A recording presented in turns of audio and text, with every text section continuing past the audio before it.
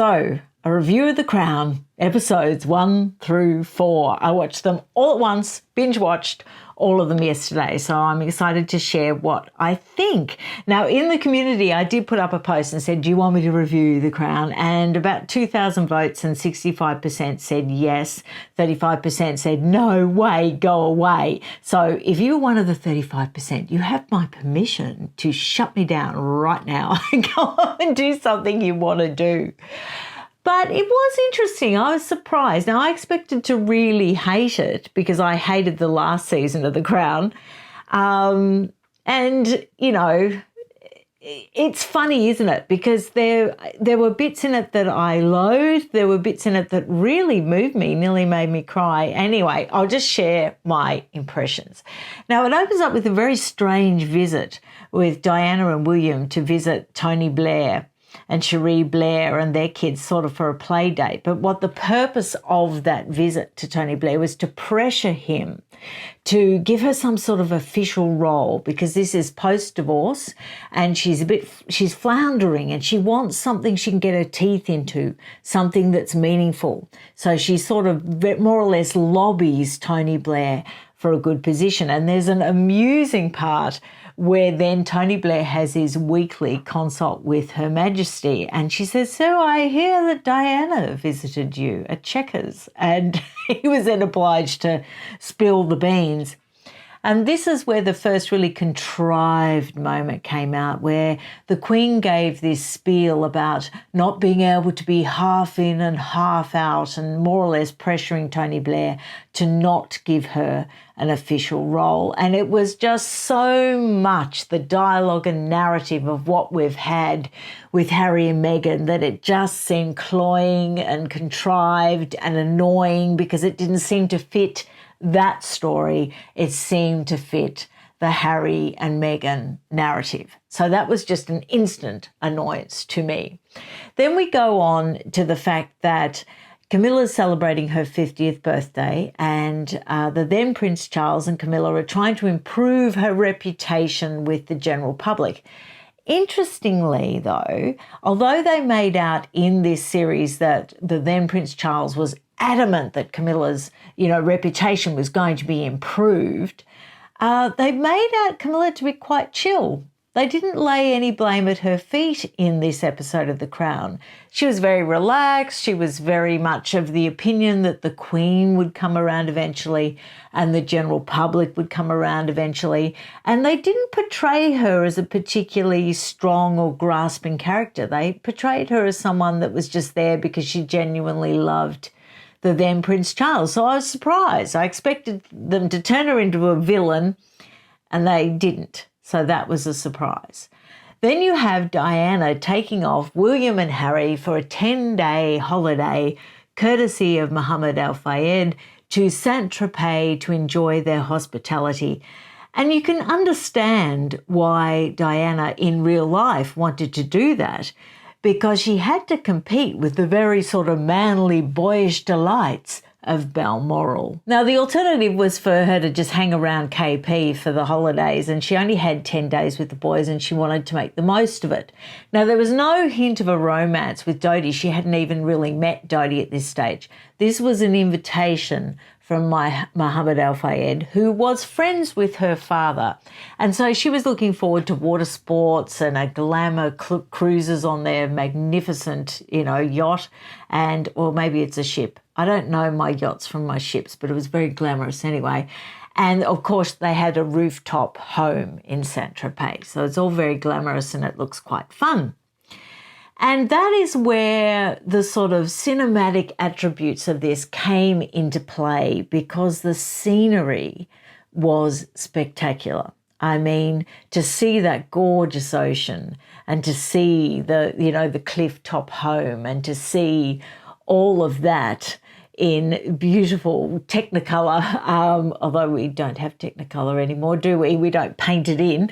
But it just looked very cinematic and it was very well done and it was just pleasing to the eyes. Visually, this was a delight, particularly in those sequences. Now, we're taken through key moments where photographs were taken that we would remember. So there would be the shot, and then there would be the narrative about supposedly how this photograph came about. Now, this is where it gets into the realm of fantasy. Sometimes, how that particular photograph came about was accurate, and sometimes it was just a fanciful, dramatic narrative. But we were designed to remember the actual photographs and then therefore believe the narrative without question because the photographs were real. So maybe the narrative about these famous photographs was real. And unfortunately, or fortunately, it's made up. It is a dramatization. Now, there were a few sort of things when we're talking about imagery and that. There was really heavy leaden references like, now I have read reviews where people said it was a mouse. To me, it was a rat. It seemed to have a longer tail. But when Prince Charles was going to go and see his mother and try to convince Her Majesty to attend Camilla's 50th birthday party, he's waiting outside to go in and speak to her, and a rat, or a mouse, I think it's a rat, ran across, against the skirting board, and Charles sort of looks at it, and it's a very heavy, dramatic moment that was made much of, and we were supposed to get a sense of decay. We were supposed to see with that imagery a sense of old-fashioned, mouldy dankness. It was heavy. And then he was taken in to see his mother. Now, the portrayal by Imelda Staunton was, look, I love her as an actress, but what she had to work with in this series is depressing, and I really don't think she could have done much with it. I mean, going by the dialogue she was given, there is no way she could have come across as anything like the Queen really was. She had no lightness, no spontaneity, no sense of humour. She was dour, she was dowdy, and she seemed to be very self-involved and extremely concerned about her corgis up and above her own son. So we have this awkward interaction with Charles trying to convince his mother to come to the 50th birthday, and then we're told that Princess Margaret attended, which isn't historically accurate. And then we have Princess Margaret ringing up the Queen saying, oh, really, he seemed so happy when he made the toast to Camilla at the birthday. Maybe we should, give them a shot, and maybe we should encourage it because we want the future king to be happy, and, all this dramatic rubbish that, highly likely never occurred. Now, we are told through a lot of publications and on the record things that Charles was continually frustrated around that time because, of course, Diana was grabbing headlines and he was trying to promote himself and his work and Camilla, and he was trying to move on from the divorce. And they did actually show the moment where there was supposed to be a moment of rapprochement between the then Prince Charles and Diana when he's coming around to pick up the boys to take them off to Balmoral. And he sort of says to her, look, yes, our marriage failed, but could we be partners in parenting, the boys? And she agrees. And it's a touching moment. I don't agree with the other reviews that are sort of saying that it's painting Diana as too perfect. I didn't pick that up at all. I thought that it showed her to be quite manipulative and quite self-involved at times, and then quite lovely and inspirational in other times. So actually quite accurate, I felt. I thought Elizabeth Debicki's portrayal of Diana was masterfully done. I thought she nailed the voice. I thought that was very, very good. I thought that the looks, the down and under and up under the veranda of the fringe and the sort of the smirky mouth and all that, I think that was overdone. It did become a bit too much like Spitting Image, over time. There was too much of it. Less is more. But often when Elizabeth Debicki was actually walking, just even at the back of shot, I really felt like it was Diana. So I think it was a masterful performance. I particularly liked it when they showed her walking around Dodie's Paris apartment. I felt like it was Diana. When they did the scene where she's walking through the landmines, again, I felt it. I felt like it was Diana. And now I'm going to pause the review a bit and just say that was when I felt quite moved, because when Diana was alive, she did inspire me and actually make me think. When she sort of advocated for AIDS victims, when she did the landmine campaign, I think she did a brilliant job. And I think that when she was at work and when she was really, truly focused on that work, like really in it, like not away from the cameras or unaware of the cameras, I believed her. I believed her to be extremely sincere when she was in work mode. I think she had that capacity. And I think she genuinely did change the course of the treatment of AIDS patients. And I think she had an amazing impact on the victims of landmines and continuing work to clear those weapons. And that's where the whole thing, the Harry and Meghan docuseries, for example, where you've got that cloying and annoying part with Meghan holding Lily, looking at a clearly hastily put up photograph of Princess Diana. Look, Lily, Grandma Diana, you know, and the photograph is clearly inappropriate on that wall at an inappropriate height in order to get it in shot. And it's annoying because that is what detracts. It's that tawdry spectacle and that use of the woman's memory that detracts from the really good and honest work that she did. And that just makes me furious. And then that is sort of continued with this episodes of The Crown. So that's my honest, heartfelt viewpoint about it. And there is that taint on this show as well. As far as William goes, it wasn't sympathetic to William. He came across as a little bit controlling, a little bit sulky, a little bit this strange relationship with his mother where she almost had to pander to him and impress him. It was very weird. I don't think it was reflective of their true relationship at all. And from what I've read of from Piers Morgan in his diaries, when he was familiar with Princess Diana and Prince William and knew them quite well, he doesn't reflect that. He reflects a genuine love and cheekiness and an ease of a relationship, and that's not portrayed in The Crown. Harry comes across as lovable, cuddly, teary, gorgeous, vulnerable. So there's that contrast there, like I said. You could expect that these episodes could have been written by Harry and Meghan, I would say, because again, it's this sort of tawdry, dramatic portrayal of Diana, this rather damning portrayal of Mohammed Al Fayed. He is presented to be truly controlling and manipulative and having a quite horrible agenda. Again, I just think it was an exaggeration. I think it was unfair. From what I've read, he was a genuine sort of fan of English tradition. He had a desire to be welcomed into English society. He was great friends with Diana's father.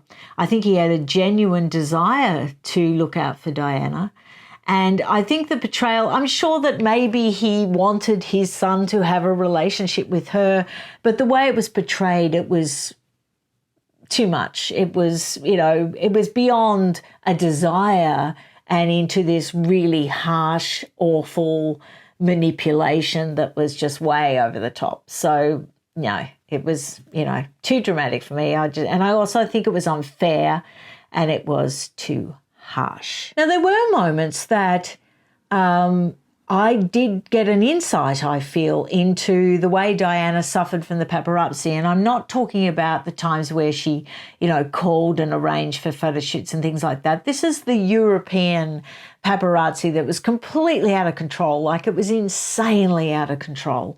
And so when you get those shots where they're racing along in the car, this is earlier in the day before the accident that night, and you've actually got paparazzi on motorbikes banging on the windows and banging on the doors and yelling awful things to her. My heart started to elevate. I really did get that feeling of urgency and panic and danger. And so I thought that was very well done and it was very well portrayed. And you did get this sense of foreboding of what was to come. The whole Dodie thing was just way overdone. One incident where you sort of got the feeling that Princess Diana wasn't very nice and was very manipulative, and again, I think it was over the top, was when Dodie confesses to her that his father was manipulating this romance and that his real fiancée was off on another littler ship, parked off in the water, a couple of Ks, to the south or whatever. And she says, what? She's over there now, over in this little boat. And he says, yes. And that is the moment when I wanted the real Diana to say, well, you must go and get her and you must bring her back here straight away. But she doesn't. And she continues this flirtation with Dodie. And that was in a moment where you sort of really didn't like her. So I was surprised when I read Piers Morgan's review where he thought that they were too nice to her and made her out to be too perfect, because really, if you watch all 4 episodes, they didn't. There were many instances where she didn't come off that great, really. So, it's interesting. But I wanted her to be good in that moment. I wanted her to show the best side of herself. So, look, it's a fantasy. It's a drama. Like I said, it's visually beautiful. It does make you feel quite sad. Paul Burrell doesn't feature in it at all. They don't show him in the first 4 episodes. There were certain strange things. It was very moving when they portrayed Charles going over to pick up Diana's body and bring her back on the Queen's flight. Then, of course, you've got the dreadful, truly dreadful ghost appearances of Diana. And we were spun that they were tastefully and artistically done and that somehow they added to the narrative and they brought a new dimension, and that we were almost convinced that it was going to be so arty that it was going to get away with it and it was worthwhile. No. If I had have edited this, I just would have cut all that out. It was rubbish. It was complete rubbish. If they had have had Charles, because the actor who plays Charles is actually very good, and if they had have had him just quietly reflecting on the plane and maybe having flashbacks, that would have been much more effective. But they had this awful appearance of Diana's ghost opposite Charles on the plane. And, it would have been a chance to, if they're going to show a ghost, it would have been an opportunity to show the spirit of Diana having an overview and being able to talk to Charles without any ego and artifice in that moment, and for there to be a really moving, beautiful moment where you would think, okay, if only they could have had that relationship in real life. But they didn't. They had this sort of smirky, semi-sarcastic Diana sitting opposite him supposedly as a ghost, and she was just annoying and sort of looking down her nose at him and flirting with him, and it was just off. It was really off. And then they had the ghost of Diana appearing with the rather dowdy, and they made the Queen look quite stupid and dull. And then the Diana appeared and gave the Queen advice of how to be, and oh gosh, it was bad. And then they had the ghost of Dodie appearing, talking to his father, and they sort of put in this thing of Dodie telling his father that he shouldn't look up to the West, and it seemed to be a very political statement, and it just didn't fit because Dodie was very immersed in Western life. I mean, his dream life was to be off in LA being a film producer with his real love of his life, which was Kelly Fisher, and, you know, it just, the whole thing was jarring and self-serving and, yeah. So, yes, it was an upsetting and painful experience that had pleasurable moments that sort of made it bearable. So that's my review for what it's worth, but it did make me sad. It did make me realise that a lot of the real good that a lot of people achieve is twisted when we add dramatic narrative to fact. And particularly when a lot of these people are still alive, it's a bit disconcerting. So I'm dreading seeing how they're going to portray William, because the next 4 episodes will be him off at university and meeting Kate. And look, I shudder to think what they're going to do. I mean, hopefully they're going to make it sympathetic. They never showed any closeness really between William and Harry at all, which makes me think that maybe there was some contributions towards this script.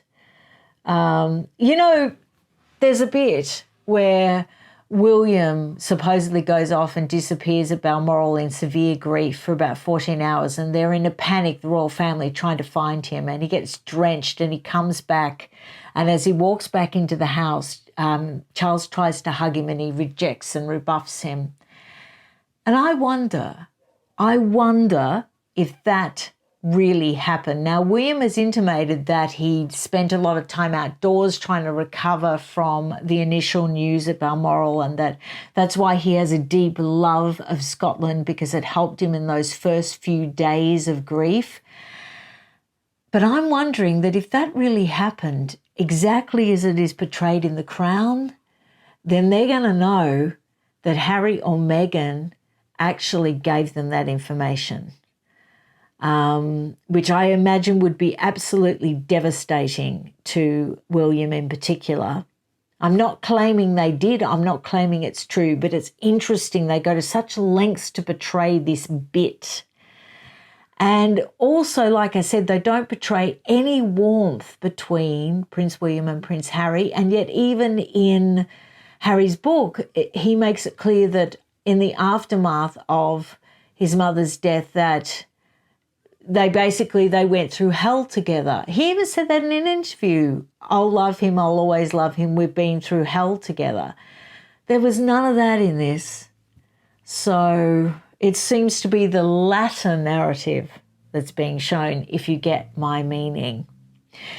Anyway, I tried my best for you. I hope that gives you some indication of my impression of it anyway.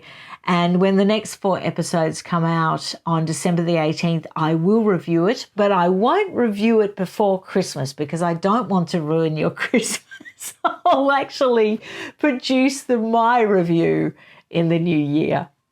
Anyway, I'll see you again really soon. Bye.